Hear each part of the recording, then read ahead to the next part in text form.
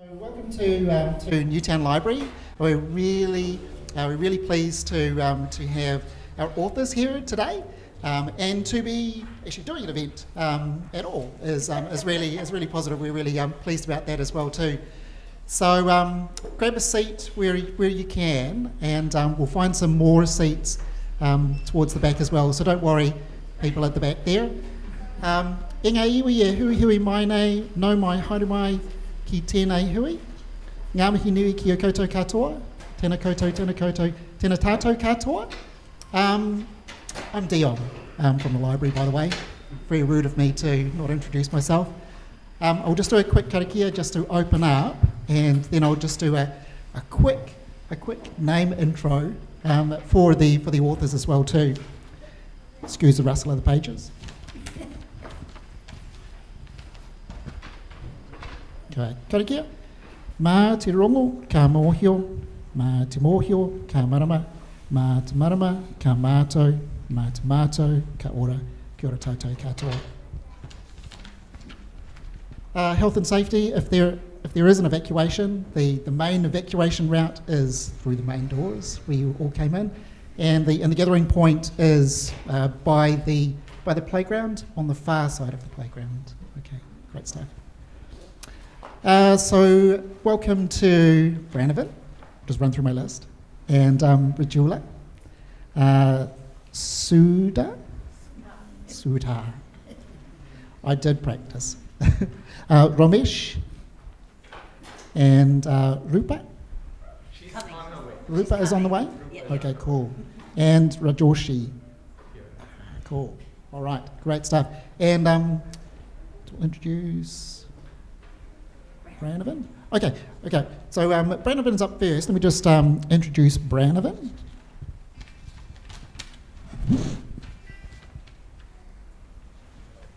There's Rupa. She's a rat. Hi.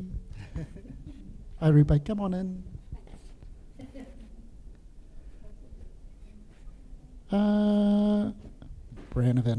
Brannavan, I am very sorry I have forgotten to print out your bio.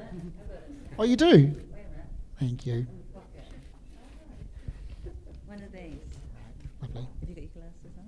I do. Does that say Brannavan? Oh, yes. Yeah. Oh, no, it doesn't. Oh, does it? What does that say? That's right. Does it say Brannavan? That's Rajoshi. No. Is this Bran? There he is. 2 lines. So Brannavan is a lawyer. We were just talking about Brannavan with Brannavan just before. Is a lawyer and author of 7 novels, 3 of which have been listed for the Ockham NZ Book Awards, and his latest is Slow Down, You're Here. Thank you, Brannavan.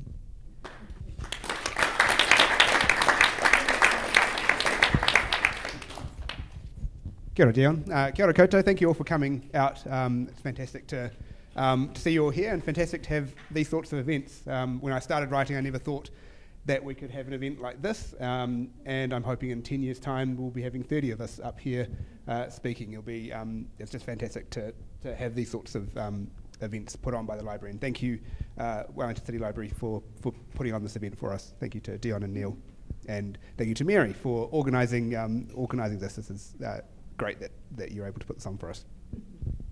I'm going to read from my new novel, which came out in April this year. It's called Slow Down, You're Here. I'll read from the back, and just to kind of set out what the book's about. So Kavita is stuck in a dead-end marriage. A parent of 2 small kids, she is the family's main breadwinner. When an old flame offers a week in Waiheke, she knows leaving means she may never come home. So I'm going to read a chapter kind of from the middle of the book, when Kavita is on Waiheke, and I did time it. I tend to read a bit faster, so I'll see how we go. She was sitting down with the coffee and her steady chewing of the croissant when she heard a knock at the door. Ashwin mouthed through the glass that he was locked out.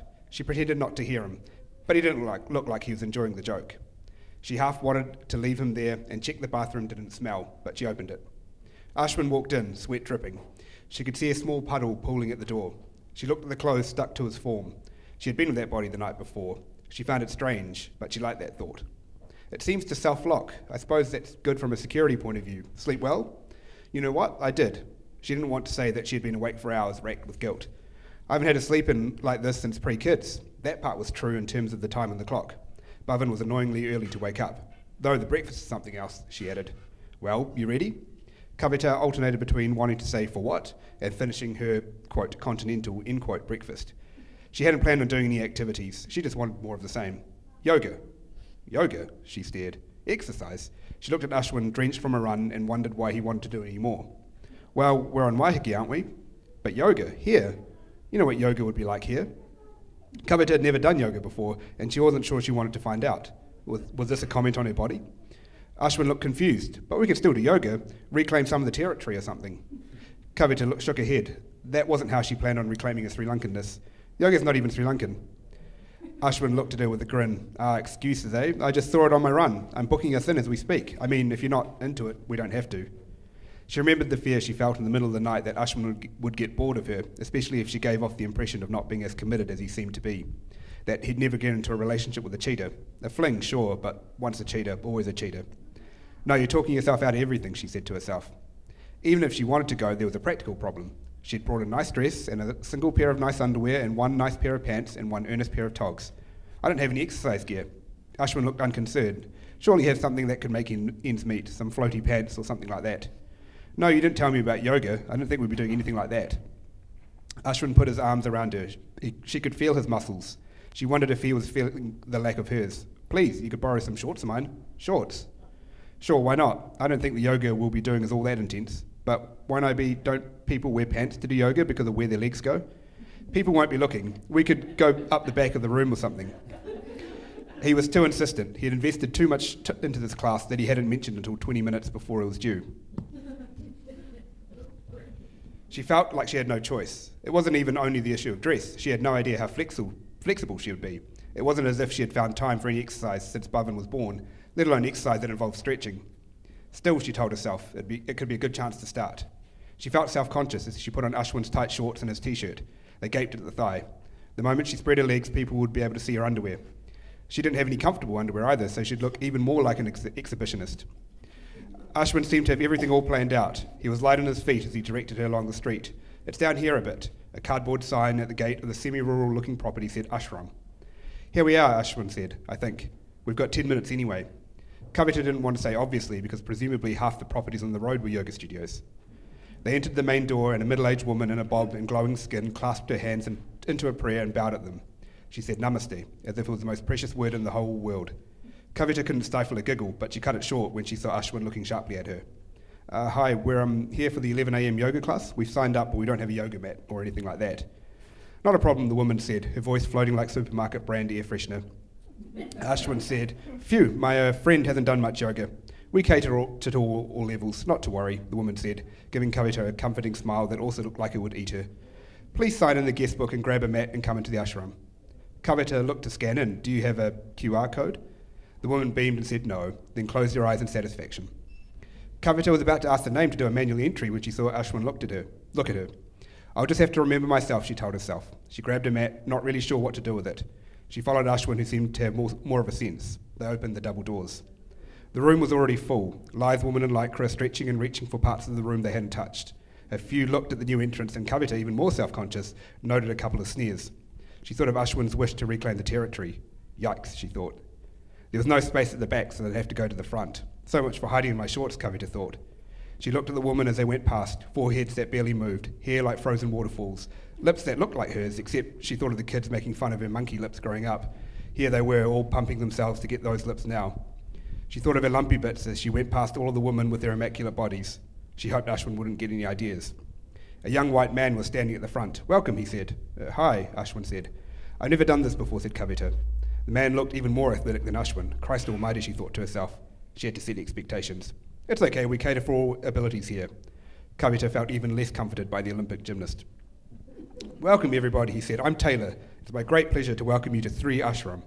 Okay, that's the name, Kavita told herself. She'd need to remember it for contact tracing. Taylor said, we're going to start by saying to ourselves one of the most spiritual words in yoga, namaste. Namaste, namaste. Kavita looked around her to see the class repeat namaste. It's an important word to let the air and the world into our lungs. It just means hello, Kavita found herself saying aloud. Taylor opened his eyes and frowned. Kavita repeated, it just means hello, like if I was Hindi, I'd just say it to my mate. One of the women behind her said, shh. She turned to Ashwin, who was looking at her with horror. Taylor recovered his composure. He didn't respond to Kavita. Okay, we'll start by putting our hands together, fingertips pointing to the roof. Repeat after me. Kavita couldn't stifle her giggle.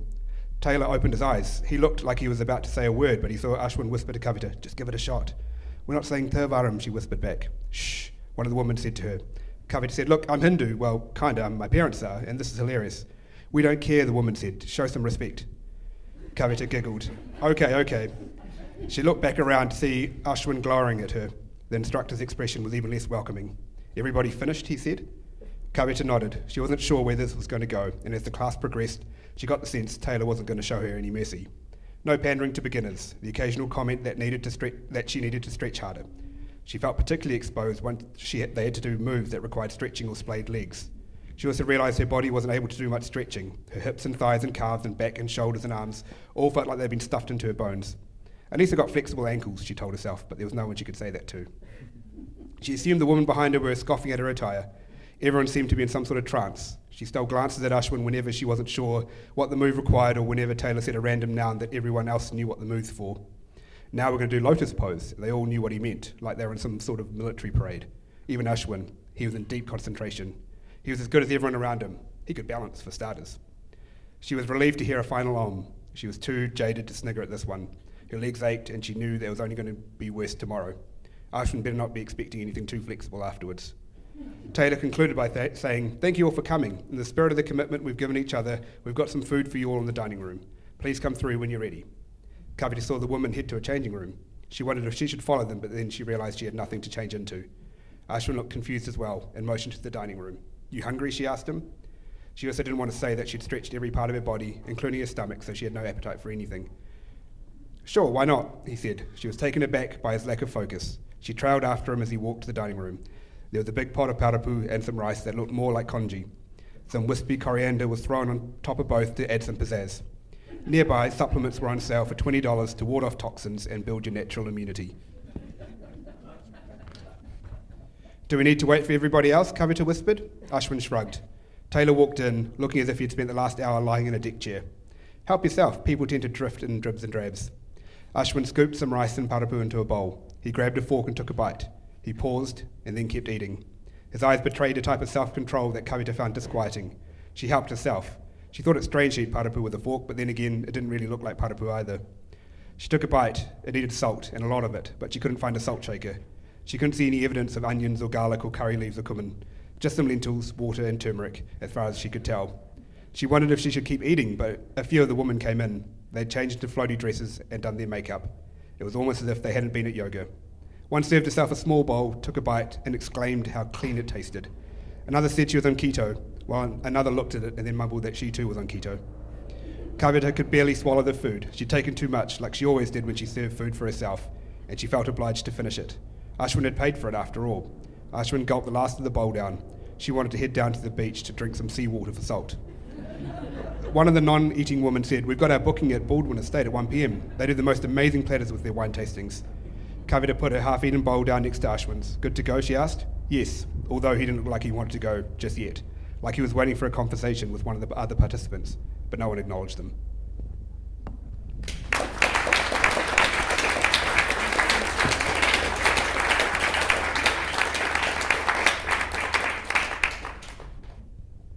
And it's my great pleasure to introduce Rajula Das. She is an author and translator and programmer for Verb Readers and Writers Festival. She received a PhD in creative writing in Singapore, and her debut novel, A Death in Chonagachi, was published in India, where it won the Tata Literature Live First Book Award. It has just been released in the USA and New Zealand, and titled Small Death. I had the pleasure of launching it a few weeks ago, and it's an incredible book. I heartily recommend. And she's also just had a baby, so a 2.5 weeks old baby. So welcome, Rajula.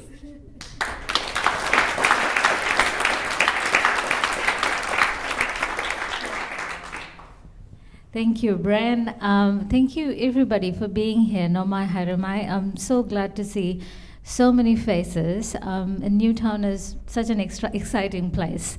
And it's just so nice to see all of you come out for this. And as Bran said, really hope to see more of these sorts of events. When we don't have to make it a special event and it just sort of happens. That would be really nice to see, but it gives me great hope to see all of you here. I'm also glad that I'm here because I didn't know if I could make it for a while. My baby wasn't coming out for a long time, so we had to evict him. But he's having fun at home with his dad, hopefully. Yes, and Bran launched my book a month ago, so a lot's been going on, and just genuinely nice to be able to celebrate it with you guys here. I'm very bad at timing myself, so Mary, glare at me whenever I'll look at you and then I'll stop. I'm also extremely bad at choosing passages to read, so I just start from the first chapter. So I'll just read it for you in case you're going to buy the book. You can skip the first page or wherever I stop.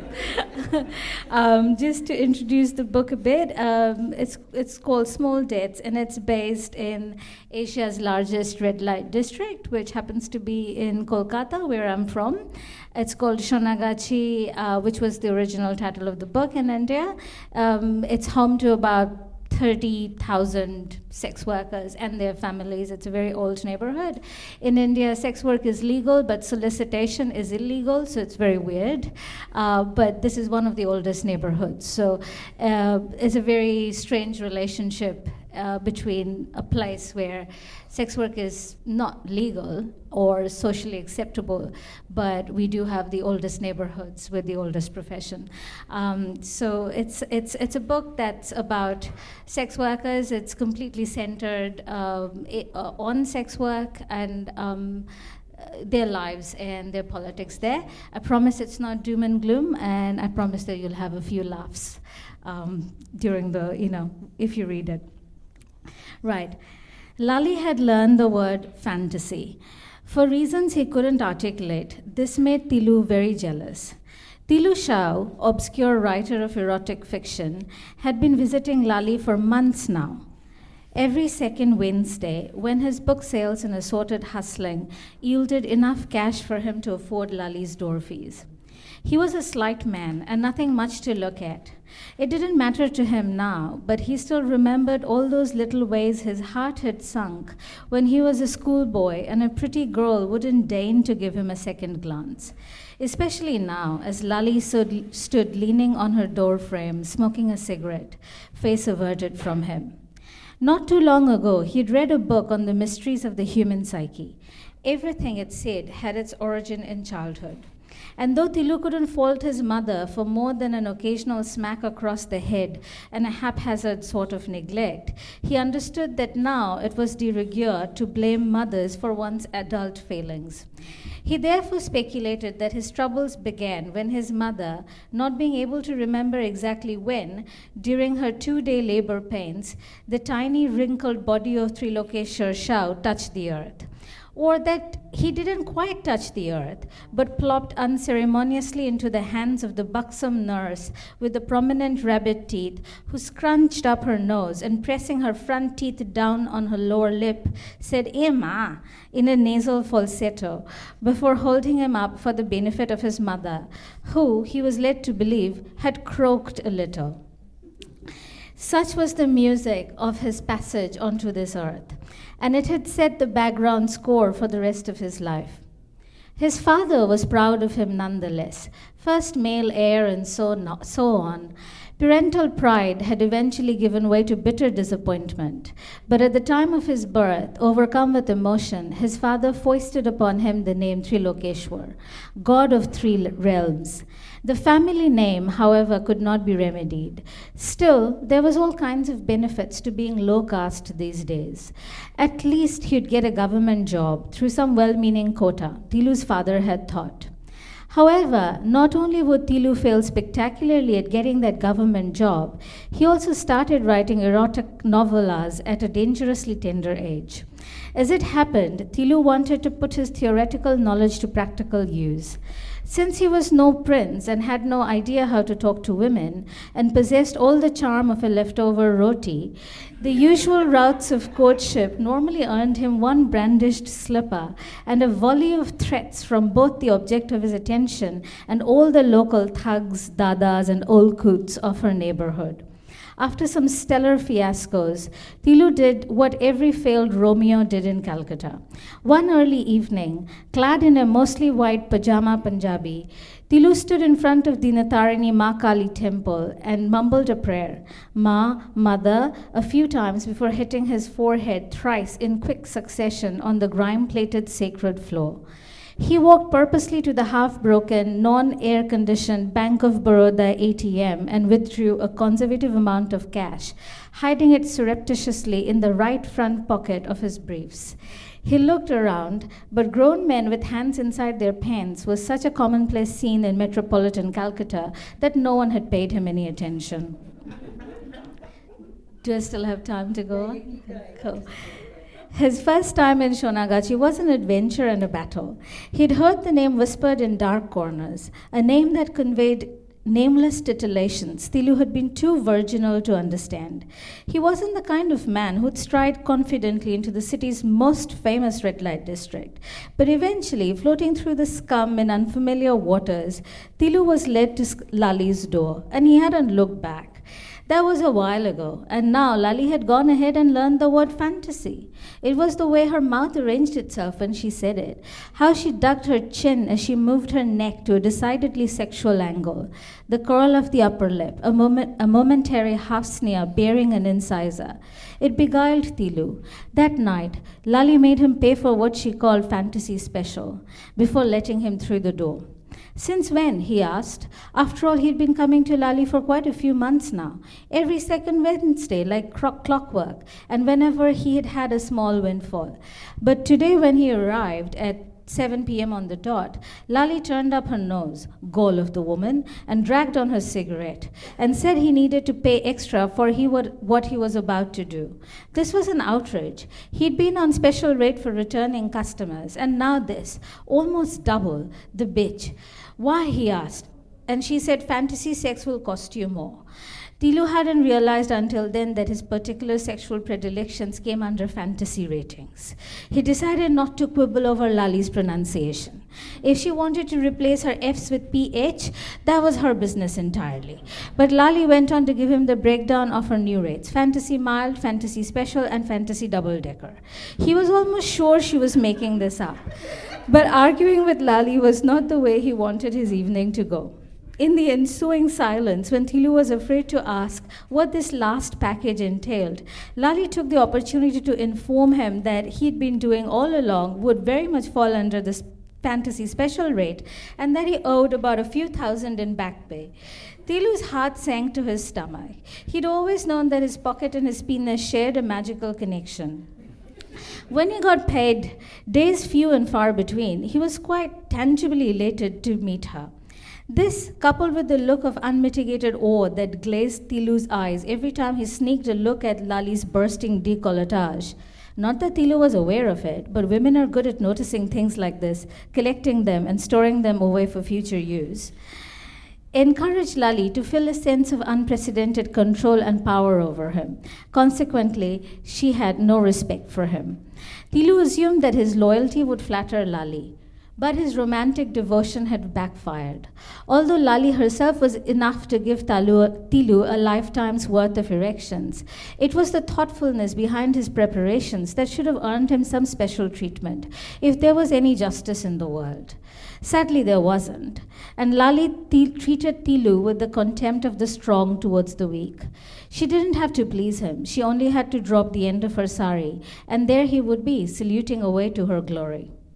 Her indifference burned a hole in Tilu's heart, but it had never stung as much as it did that evening, when bold as brass, sucking on that cigarette, she demanded double the rate.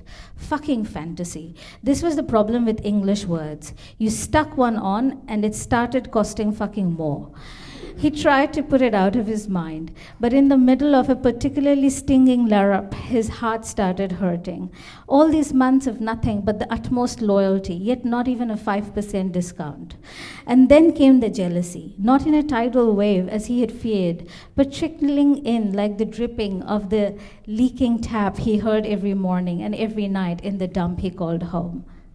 Who taught you this word? Tilu asked. She said it was none of his business.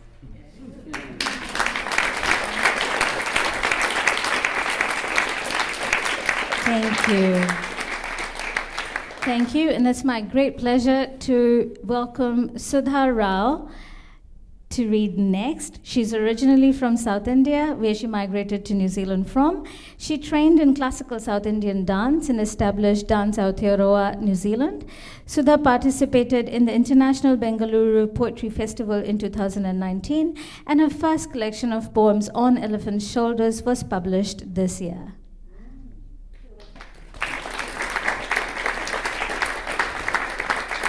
Thank you, Ujjwala. I mean, you should have just kept going. I would have been more than happy to have that happen. Tēnā koutou katoa, ko kaiwaiata ahau, no ki te whanganuia atara, no inia au, ko Sudha Rao toko ingawa, no reira tēnā koutou, tēnā koutou, tēnā koutou katoa. I'm going to read some poems from my book, and I'll put my glasses on because one of the times I went to read something, I had no glasses and I couldn't read. This time around, I think I'm prepared. I'm going to read 5 poems, and I have actually timed myself, so I should keep to it. The first one is called Fragrant Dream. Sparrows in my garden. Just after the rains, 3, 5, 7 sparrows darted in and out of the camellia tree. The dahlia is dying. Sparrows, speckled by rain beads, peck at invisible morsels. Little moving air kisses hop and drop. My feet on cold ground are tight. A shy sun is not warm enough to keep me among sparrows. My grandmother's garden. For a long time, I spent every summer with my grandmother, her rituals, her household spine. She spun cotton to cirrus, air, and gauze in one motion, placed these cotton wicks in oiled cup in a brass lamp, light for a home before the sun muscled its way in. She twisted fragrant flowers, sacred basil, into a garland to circle her deity, holding her universe. I watched her prise the center of a lotus and place boat-faced petals in a bowl, their pink pulsating. She wove cotton dipped in turmeric into buds for her puja. Every morning, sometime after daybreak, but before the sun was high in the sky, I climbed her sampige tree to pick its fragrant blossoms. I limbed from branch to branch, searching for saffron-colored flowers tucked under like stalks on a little stalks on a branch. Their heavy scent gave them away. A glorious sacrifice, my contribution. Up there, I was a sparrow, free among shaken branches. Journey to a land of forgotten gestures. My grandmother's neat plaits, speckled, gray and black, sat twisted low on the nape of her neck. I watched her hands twist those braids like sparrows hopping from one strand to another. And before you knew it, a plaited bun, into which she pierced 3 silver U-shaped pins, each with 3 silver bells. Their tinkle was the slightest of silver sounds when she turned to look at me.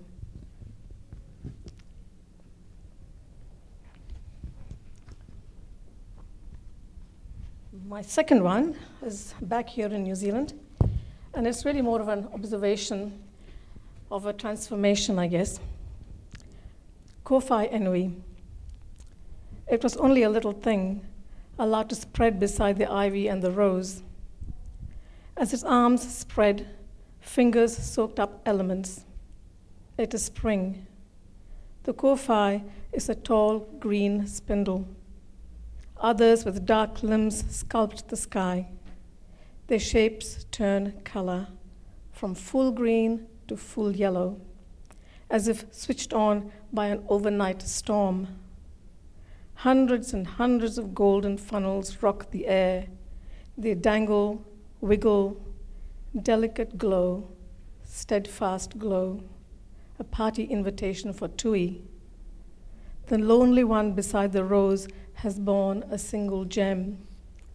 A green pupa bursts, proudly golden.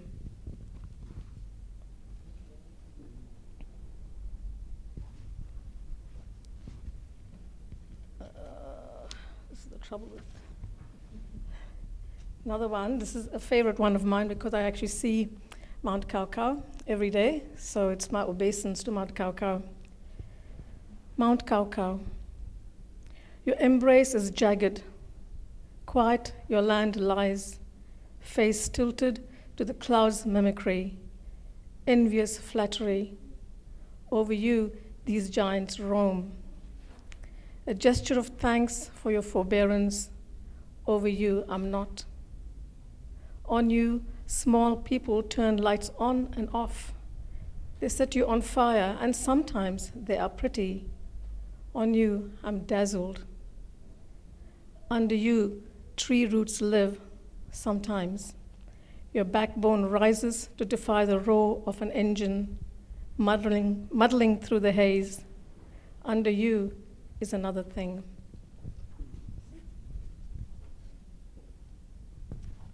My penultimate one. Open to the right page.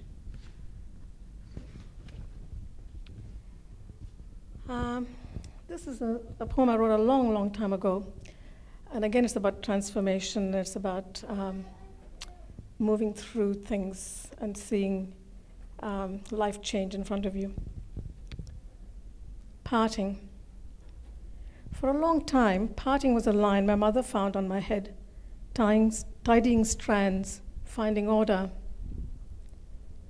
Edge mark. The instant when hills let the sky drift for another night. River coil, a course among boulders and smooth stones. Ice break, exposing the remnants of a long connection.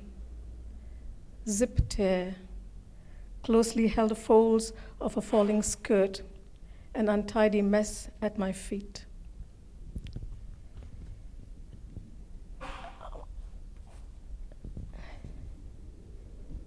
So my last poem that I wrote last year, I attended a workshop called Beauty Ritual Witchcraft, an area that I'm actually quite interested in, and was led by a young woman called Joy Holly, who's also a poet.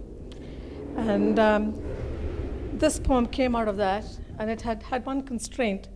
It had to have 10 steps to complete a ritual. So this poem is called Out of Love Ritual. 1. Don't let the sunlight or skylight strike your face, but do watch his hand part the curtains. 2. Move your body to the cool part of the bed, just so he can see the contours of your hips through the bedclothes. 3. When you open your eyes, make sure they're slanted to the ground so he cannot see last night's black shadow. 4. Take yourself to him, but only when he can no longer stand. 5. Keep yourself, but open your mouth to say, sometimes. 6. When he comes back, stay where you are. Don't move away. Stay where you are. Stay aware, stay. 7. No turning has ever reaped a reward, but you may want to think about it, for your lips to move to say, now what, with your eyes slant. 8. You may invite him to say, now what, And he might say, I don't know.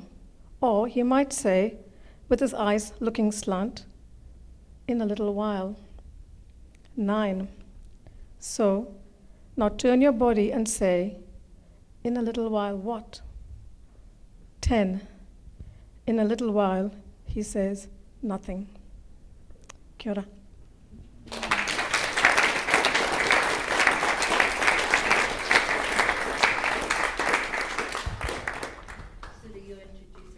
Oh, Ramesh.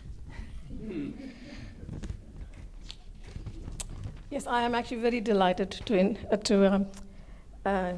introduce Ramesh Dissanayake. He's a chef, poet, writer, an artist from Korea, Kazakhstan, and Sri Lanka. Amazing. He is currently working on his first novel as part of his MA at the International Institute of Modern Letters. Thank you, Ramesh.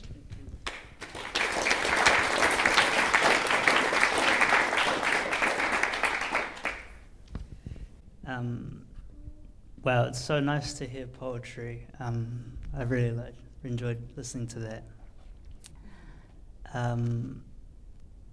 Vanakkam Aibowan Mage Nama Ramesh Dissanayake. Shout out to the friends and family in the audience, Maxim and Magnus especially. This is from my manuscript called When I Open the Shop. It's one of the last chapters set in 2021. People have been through lockdowns and COVID restrictions have eased. It's called Lentils. Nishanti is making lentils for me. I am by the record player, walking my fingers through her record collection. I'm not looking for anything in particular. The record playing now is just fine.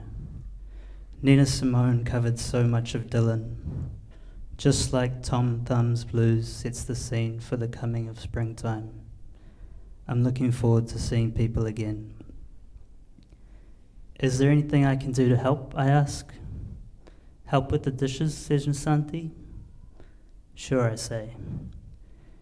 In our small apartment on Salamanca Road, overlooking the terrace, we hang our washing out on the balcony. Bricks on top of the clothes horse because the wind. Because it might rain at any moment and we can't afford to go back to square one. No dryer, you see.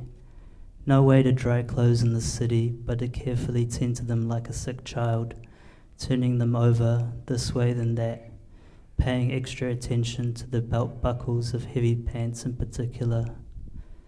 I can see scaffolding from our apartment window which looks like grid paper and math books.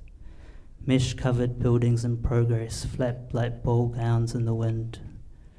It's amazing that cranes with those high concrete counterweights are in permanent structures. I've watched a worker sit in that little box for hours.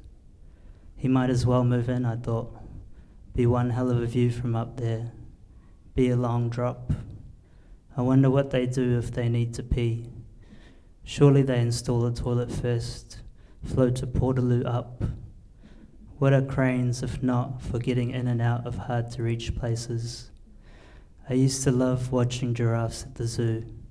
Who knew they'd be that much taller than a horse, then a zebra even, then a camel on top of a camel? So, what's your drying procedure, I say? I remember you telling me, but I've forgotten. Okay, I'm a rinser, she says. Then drip dry, then dry. Yeah, but do you rinse first, then wash, then rinse again? Yeah, I do. Okay, got it. On the electric stovetop, pot lids are trembling, curries a bubble away. Nishanti is slicing cucumbers and rubbing them with salt with her hands. Sand can be used as an exfoliant. Coffee grinds too. Salt draws out moisture from all living and non-living things. The insides of cucumbers can be 20 degrees cooler than their surroundings. A girl from Iowa told me that at a party last week while she was coming up. I couldn't get a word in, but I guess she meant Fahrenheit. I guess she needed facts in her head to make sense of the world. I told Nishanti after the party in the back of the taxi that I liked her dress. I guess I came up just a little too late. Like elevator shafts, while everyone was on their way down, I had just pressed the button for the top floor, waiting and trying to organize my most interesting facts. Did you know snakes don't have ears? Did you know snakes do have ears? They sense vibrations in the ground through tiny bones in their jaws. They sense sound in waves, drumming the earth. But Nishanti had already gone to bed by then, and I was still wired, snacking on bread like a seagull, watching the cranes flashing lights, wondering if the worker ever took a date to spend the night up there. Hey, did you know cucumbers can be 20 degrees cooler than on the inside than their surroundings, I say? Sorry, I'm in a bit of a rush now, says Nishanti. Could you grate me some ginger, please? Oh yeah, of course, I say. And would you mind setting the table too? I think there's going to be 5 of us. Akash arrives first. He's here with Jingwen. They are a couple. At least, I think they're a couple. They always seem to arrive together, spend the whole time ignoring each other, then leave together. Classic couple behavior.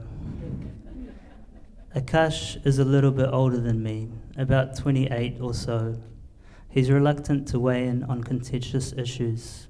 If it can be helped, he prefers to keep things civil, talk sports, the All Blacks, the weather, literally anything else. I think deep down he really wants to vote National, and probably does, but would never admit it to any of us. His parents are dairy farmers down south. He was, unlike any of us, born here, raised here, moulded here, nice. But Jingwen is nice. I'm only beginning to get to know her. Her hair is purple and she wears thick-rimmed glasses. She's just finished her PhD in hydrogeology, which is different from hydrology, though the difference I can never remember. She's on a post-study work visa and has a son and a husband back home, which makes it sound like she isn't with Akash, but she definitely is. Nishanti and Jingwen are standing so close to each other they might as well be touching. Hey Devendra, says Nishanti, could you microwave the papadoms for us, please? Yeah, sure, I say. I love the way Nishanti says my name, the way it comes out all in one motion, effortless, no misplaced stresses, no hanging vowels, nothing. Pronounced the way it's meant to be pronounced, the way it's always been pronounced, the way I can't even pronounce it myself.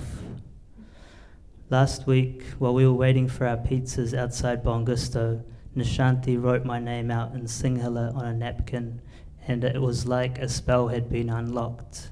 I saw all the letters, all the hoops and curls flutter under my palm in the breeze. I've known her for a while, probably 5 or 6 years now. I know how seriously she takes these dinners. She goes to the markets on Saturdays and gets okra and murunga drumsticks from Moshams. She soaks urud dal the night before and wakes up early to scrape coconut after coconut after coconut. Then she sits in front of the big bowl, takes off all her rings, and squeezes the milk from the scrapings. She makes ala kiri hodi from the milk and steamed polpittu from the flesh. Being around people is weird, but it's allowed now. Like, we don't have to keep stashing up on toilet paper and chickpeas anymore. There's levels to this thing now. Thank you.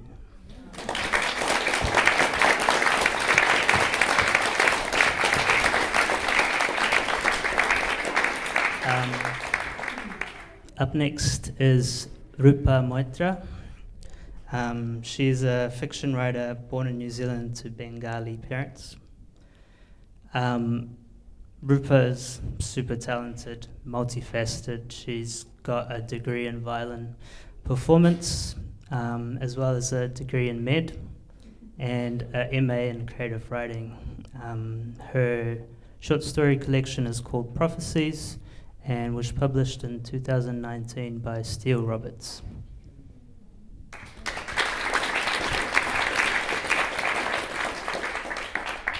Kia ora. My mother taught my sister and me how to write and read Bengali when we were growing up, because we were born here. And we complained a lot about this. But, you know, several decades later, I'm finding that it's language, both written and spoken, which connects me most strongly to my Bengaliness, which I've always found difficult to find or to, you know. So anyway, this story is kind of a bit like about that, but it might not come across in this bit that I'm reading. It's called Fakibaj. Okay. The shag pile in the Chatterjee's living room was mustard yellow with overlapping green and brown octagons. It appeared to reduce the height of a room that was crammed with wood veneer cabinets, a nested set of carved coffee tables, and a leather sofa ensemble. Among the wall hangings of well-endowed goddesses and painted elephants was a framed photograph of a young man in a graduation gown looking into the distance. Poser. Nikhil sank into the leather chair by the window. He could hear the preparations for afternoon tea, the kettle boiling and the squelching of jandals on lino. The snacks made a high-pitched streaming noise as they flowed into metal bowls. Cups and plates of the best china rattled as they were assembled. They never let him help, but insisted he relax in the lounge. The door opened, and the Chatterjees crept in, both holding trays. A teacup wobbled in its saucer as it was carried to a small table. There was just enough room for his bowl of puja snacks, and a plate with a pink lamington, a Tim Tam, and a colourful Indian sweet, the sort he didn't like. There was no helping yourself. Afternoon tea was prescriptive. A measure of something savoury and 3 sweets. Are you just going to watch me? Oh, no. They scooped up puja with a teaspoon and had a sip of tea. Nikhil, you know we have diabetes. We can't eat sweets. We even drink tea without sugar. Yeah, but I bet you eat a bucket load of basmati rice for dinner every night. Jazz had introduced him to brown rice. She had conned him into trying it by telling him it tasted like nuts. What are you writing at the moment? A symphony? An elegy, perhaps? A divertimento or a nocturne? Oh, mostly just arranging. Stuff for school orchestras, like Eine kleine Nachtmusik. Tricky when it's mostly recorders and ukuleles and only 2 violins. Oh, of course. What else? Vivaldi. 4 Seasons? Yes, more arranging. Anything else? Well, I've been commissioned to write a song with words from a poem by Charles Brash. A retired cardiologist and his wife had cornered him at a party the other week. They'd never specifically asked Nikhil to be the composer. They'd asked him to recommend someone. It was an alcohol-enabled conversation at a noisy party. He would probably never see them again. Bah, wonderful! The Chatterjees clasped their hands. What did I tell you? You said he was a fakibaj. His parents would have been very happy. I never said fakibaj. You said fakibaj. Very happy, you say. If he had succeeded in medicine, Dada would have been even happier. Nikhil's working in a shop. Can you think of it? Look, he's getting a belly. 2 sweets is enough. Did you know that I can understand every word you're saying, especially bloody fakibaj? If Nikhil tried to tell them in Bengali that he knew what they were saying, it would sound idiotic. They would either not understand him or have trouble keeping a straight face. This way he could eavesdrop. He stood up to go. A few years ago he had offered to do the dishes, but they hadn't let him. You must bring your friend Molly next time. She's a doctor, isn't she? We'd love to meet her. No, it's Jazz. Molly is Jazz's daughter, he told them so many times. Jazz, short for Jasmine. I don't know, she's pretty busy. He put his shoes on by the front door and grabbed his keys and jacket. Jasmine? Beautiful! They even managed to Bengalify her name. Acha, দেখা হবে. Yeah, see you next time. They liked him coming over. He reminded them of Raman, who was doing a postdoc at Cambridge. Raman was probably never coming back. It was their fault for telling him to get out of New Zealand. Nikhil and Raman used to bike around the back streets of Karori to the park. When they were older, they rode up Wrights Hill to the fortress, which is where they first drank alcohol. They slipped out during a Bengali function, saying they'd be back in time for the concert and meal. They weren't expected to hang around for the kids' games in the hall and the AGM. Nikhil had found half a bottle of bourbon in the cupboard next to the cigarettes and smuggled it into his backpack. It was cold up on Wrights Hill, even after they'd ridden their bikes up.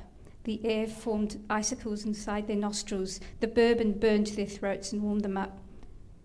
"Shoes, you bonehead," Nikhil whispered as they stumbled back into the hall. A girl with 2 fat plaits was on stage, sticking her stomach out and playing The Happy Farmer on the violin. It was nearly the end of the cultural program. Raman took off his shoes, but the Beethoven didn't go so well. After Raman finished playing, Nikhil stood up and faced the audience. He said that he'd fallen from his bike and hurt his hand. He wouldn't be able to perform the Martelli. He had said it in Bengali and bowed. That was possibly the last time he'd spoken Bengali in public. "Who the fuck is Martelli?" said Raman when Nikhil sat down. He was snorting with laughter. People in the row in front of them shook their heads and said, "Chi-chi." Raman was usually more careful. Martelli, Corelli, Mozart, Martini, God knows what he was meant to be playing.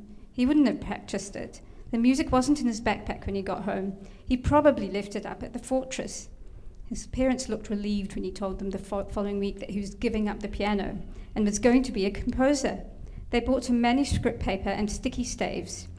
Instead of telling him to stop mucking around at the piano, they encouraged him.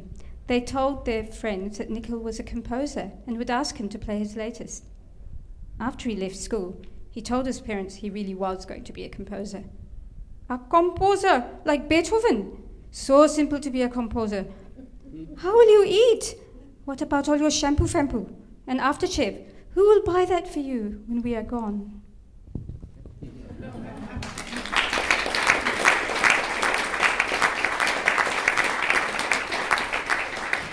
And I'm really delighted to introduce Rajarshi Chakraborty, who was born in Kolkata and lived in Kolkata and Mumbai, and has lived in many other places in the world. And he's quite prolific. He's written a collection of short stories, and has also had published 6 novels.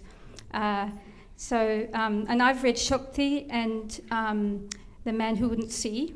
And they're both really different from each other, but they both have, when I was reading them, I got this feeling of someone really telling, a storyteller reaching deep into his mind somehow. So, yeah.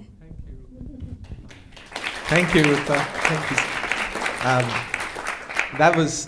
These are such hard acts to follow. Kia ora koutou. Thank you so much for being here. To those of you who celebrate, I hope you had a wonderful Diwali. Thank you to Wellington City Libraries for having us, and to Mary and Sudha for the idea that brought us all together. I thought I'd read a few flash fictions, some very short stories, and a couple of poems. And we were loosely given a theme today of language, home, and belonging. And these first 3 very short stories are to do in different ways with the loss of a sense of home. The first one is called Once Upon a Time, and it's a true story. Once upon a time. I'm in my home in New Zealand, watching an adaptation of a Satyajit Ray story on Netflix. It seems to be set in the 1980s, or perhaps even earlier, largely in a train compartment in India. The main characters are 2 Muslim gentlemen traveling from Delhi to Bhopal, apparently strangers, who have an air-conditioned coupe all to themselves. I'm enjoying the story, especially the quality of the dialogue. I'm aware it is set decades ago.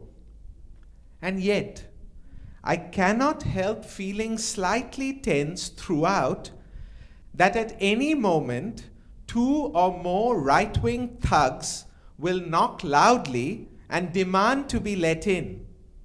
And on the flimsiest of pretexts or none at all, will shamelessly violate the dignity of these 2 men. And that a crowd will gather to watch, and some will even join in, because people in India who support such acts to one degree or another feel safer and bolder than ever before.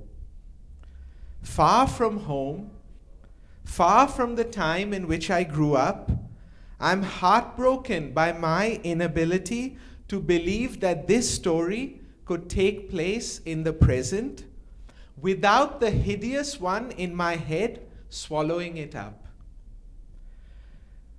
This next story, because it's a Wellington crowd, I'm mentioning it, I imagined it as being set outside Karori Park. And this one, thankfully, is entirely fiction. It's called The Earlier Sushi Lady.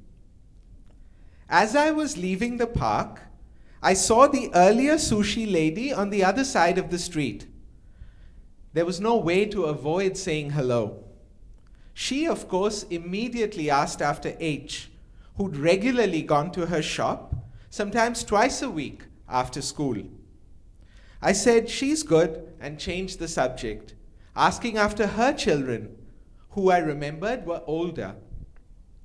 One of them was at university and the other had a year left in school. In fact, she had an English exam today and her mother had just dropped her off. I asked whether she was working somewhere else. She shook her head with a smile and stretched out the fingers of her right hand, as if to suggest they needed rest. Then we talked a bit about whether either of us lived close to the park. I said nothing about having moved away from the area. From the car, I watched her enter the park and suddenly realized the church was opposite, where H would go on Wednesday afternoons for jazz dancing. We would get the sushi made by this lady, and H would eat on the way to class. The lady who remembered H well, and the church up on the hill on the other side of the park where H danced were briefly in the same frame.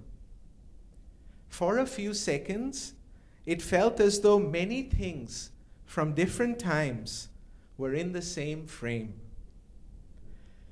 What would happen if I ran up and asked this lady if she would make sushi at the shop one more time?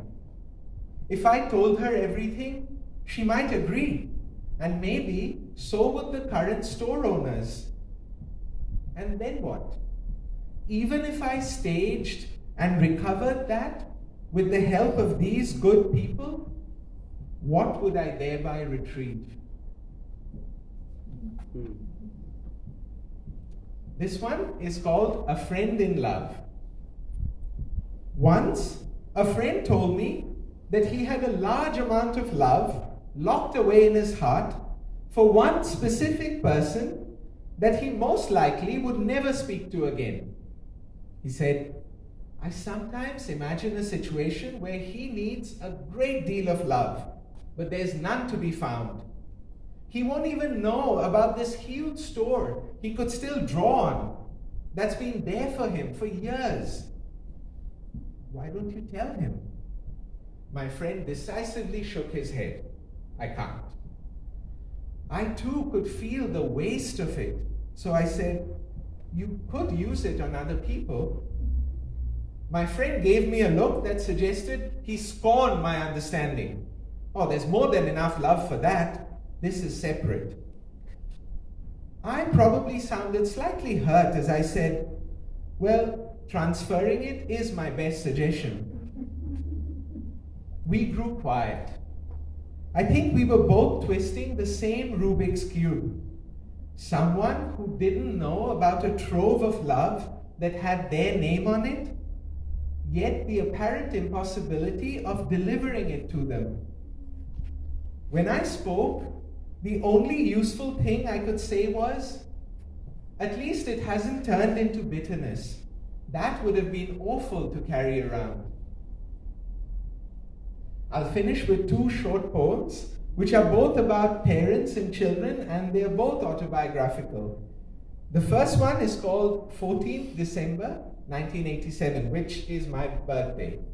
And another thing worth mentioning maybe is that the memories in the poem are set in Mumbai, where I spent part of my childhood. 14th December 1987. When Baba took the day off work for my 10th birthday, and we spent the morning together, culminating in lunch at an Irani restaurant near Crawford Market, before walking over to the hardware stores on Chakla Street to track down a specific washer, which took half an hour, neither of us could have known, as we mostly don't with things that we live, that for some reason it would go into my inner file marked forever. And the final poem is called Leela, which is our daughter's name. And so one day our daughter, the background, is that one day our daughter, who is 10, whose name is Leela, said to me that she wished her name didn't have a religious meaning. And this is because she knew that one meaning of Leela in many Indian languages is divine play or God's playfulness. So I tried to say that Leela is actually all around us in life, and you don't need any religious belief to notice it. And in trying to express this, I wrote a poem. Leela. When I suggested the name Leela for our daughter, I didn't know it would grow into an inner memo reminding that everything can be revisited for new understanding. Leela is now the name of a 10-year-old and my word for fresh perspectives, unnoticed ironies, truer stories, all the links waiting to be seen in how things have unfolded, even when they were far from one another or opposites. Leela is now the name of a 10-year-old and of seeing, the joy of seeing. Here.